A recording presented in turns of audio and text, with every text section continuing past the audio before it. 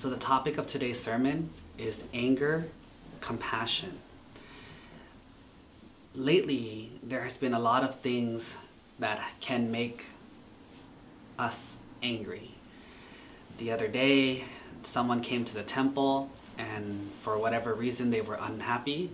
They decided to take a marker and write some bad things about us on our window. Then the other day, a little while ago, we had some people come to the temple and ask us, like, what are you guys? And, oh, we're a Buddhist temple. And they says, not for long, God will strike you down and destroy you soon. And, that can make you a little angry. A couple years ago, we got a phone call from somebody trying to scam us, saying that they were calling from PG&E and they were going to shut off our power because we didn't pay our bill. At the time, I wasn't very smart, so I almost gave them our credit card information. And eventually, we find out that they said they don't want the credit card, but they want us to go to Walgreens and buy a temporary Visa card, put cash on it, and then give them the PIN number. At that point, I figured it out that this is way too complicated for PG&E. So I figured out this is a scam. And that can make you mad too. A couple days ago, another person called trying to scam us about our bank account this time and said that they have important information. But this time we are a lot smarter. We knew faster. And so they didn't even get more than 10 sentences. We hung up on them immediately and the whole temple blocked them.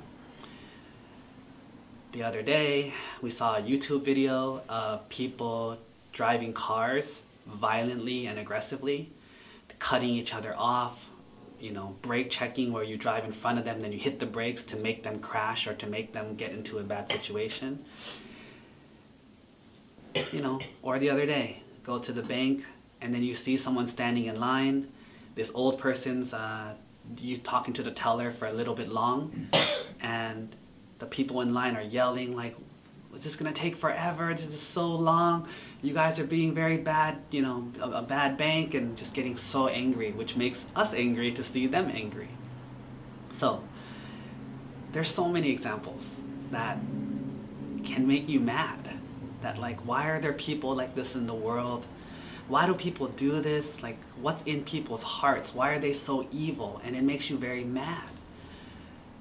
Nowadays we have a lot of stories about Bill Cosby raping people over 40, 50 years.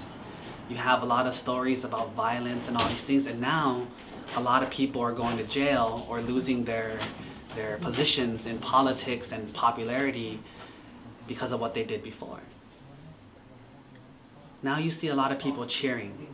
You see a lot of people happy that Bill Cosby's in jail. Yay, hope he gets raped, hope he gets beat up and almost killed. You see people get into driving badly. Oh, I hope they get in an accident. But here's the thing. All those people are doing things that can be considered stupid or bad. But when you get angry and when you feel hate for them and then you feel happy when they get hurt, all you're doing is you're joining into their team. Their team is filled with anger. That's why they cut you off. That's why they want you to get hurt. Their team is filled with anger and revenge and justice and hurting each other. But the one thing that they don't have, and apparently we don't have, is compassion. But where does this compassion come from? How can you be compassionate to someone who's hurting someone else? How can you be compassionate to someone who's being an idiot? How can you be compassionate when someone's being mean to other people? Well, the answer is this. If you look at it from just that one moment, it's very hard to be compassionate. But if you see it in the long run, in the wider angle of time, all these people are under the law of karma. They will get their karmic punishment. And when they do, it's going to hurt them. And it's going to make them suffer. And it's going to make them feel sad. And at that moment, when you see those people in that situation, you will feel bad for them. You don't want to see anyone getting cut, getting destroyed, getting broken, getting crippled. You don't want to see that. Because you see their pain and you're worried that one day I might have that pain too. And so here's the secret. When you see people doing evil, there's 3 things you have to do. Number one, like we did, learn from their evil. The first scammer almost got us. The second scammer, no chance, because we are all ready already. That's how you learn from scammers. That's how you learn from violence and things that are disgusting. You learn and you adjust and protect yourself. Step number two is make sure you never do that.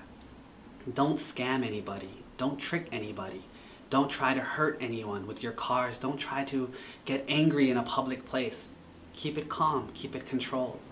Don't do like the people that you hate and dislike. And then number three, know that everyone is under the law of karma. So no matter what, they will get their own punishment. And when they are punished, no one's happy. And if you are happy, you're just creating more hate and more violence in the world. And so it's better for you to understand that they will get punished, just like you will get punished. No one gets away. Feel bad for their future pain, rather than feeling angry for their current actions. And that's how you center your heart.